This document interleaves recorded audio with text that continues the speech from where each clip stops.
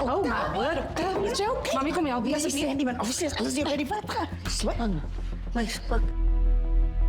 Sê asseblief ons goeie nuus. Ons het alles moontlik probeer, maar die gif het te vinnig versprei en te veel skade veroorsaak. En nou? Hoe kon julle so gehoor het?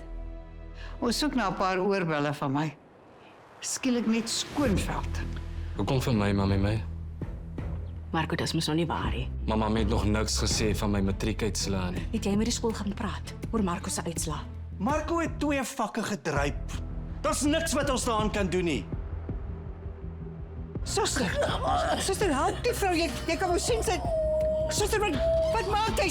Suster! Help iemand! Speel mooi. Jy het min tyd oor in die huis.